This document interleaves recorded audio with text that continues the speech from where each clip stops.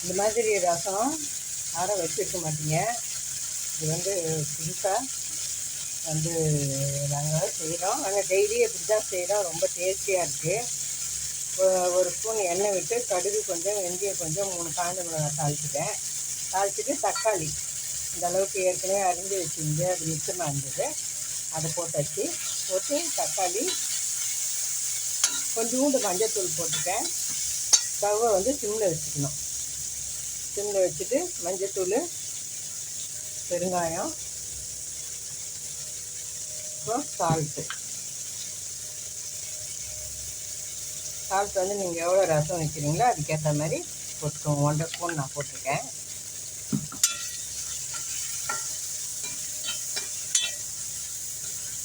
இப்போ நீங்கள் சிம்மில் வச்சுட்டு நிதானமாக பேச்சுலர்ஸ் கூட இதை ஈஸியாக செய்திடலாம் அந்த ரசத்தை.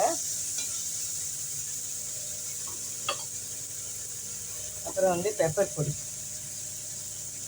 பொடி வந்து ஒரு 3/4 டீஸ்பூன் பொடி.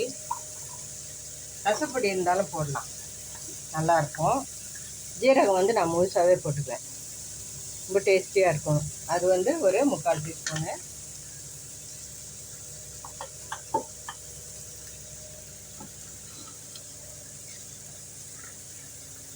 அப்புறம் வந்து பூண்டு ஒரு 3-4 பல்லு பூண்டு வந்து நசுக்கி இப்படி போட்டுக்கோங்க. இப்போ நம்ம வந்து தண்ணி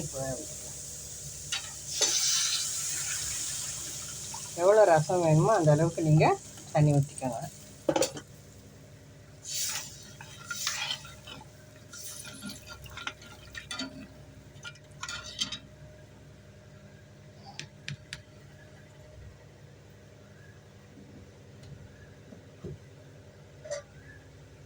ரசத்துக்கு போட வேண்டியதெல்லாம் போட்டாச்சு. நான் வந்து புளி வந்து ரொம்ப கம்மியாக போடுவேன், ஏன்னா இது புளிப்பு வந்து ஜாஸ்தியாக இருக்குது. அதனால் வந்து பாருங்கள், இந்த அளவுக்கு புளி அதிலே போட்டுறேன் நான். நீங்கள் ஊற வச்சு கொஞ்சம் தண்ணி ஊற்றி கரைச்சி ஊற்றுறதுனாலும் ஊற்றுங்க.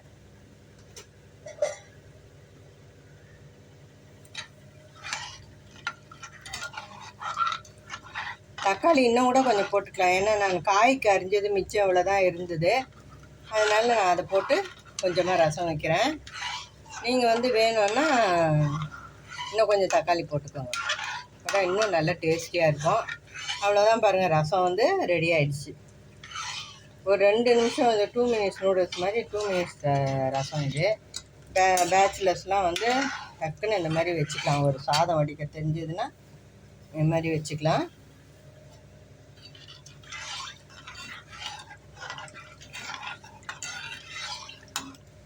கடைசியில் கொத்தமல்லி கருவேப்பிலை போட்டு இறக்கிட வேண்டியது தான். ரசம் வந்து இப்போ நுரக்கட்டி வந்ததும் வேறு பாத்திரத்தில் ஊற்றிட்டோம்னா ரசம் ரெடி ஆகிடும்.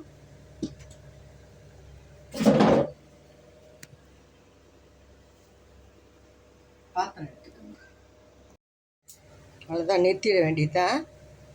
கொத்தமல்லி போட்டேன். எங்கள் வீட்டு ஈஸி ரசம் ரெசிபி நீங்கள் ஒரு தடவை செய்து பாருங்கள், ரொம்ப நல்லாயிருக்கும்.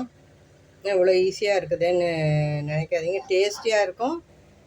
சட்டுன்னு யாருன்னா வந்தால் கூட சூப்பராக செஞ்சிடலாம், அவ்வளோ வாசனையாக இருக்குது. இதுதான் வந்து ஈஸியான ரசம் ரெசிபி, சூப்பர் டேஸ்டியாக இருக்கும், ரொம்ப நல்லாயிருக்கும். அதே மாதிரி நீங்களும் செய்து பாருங்கள், செய்து பார்த்துட்டு எப்படி இருக்குதுன்னு சொல்லுங்கள். Thanks for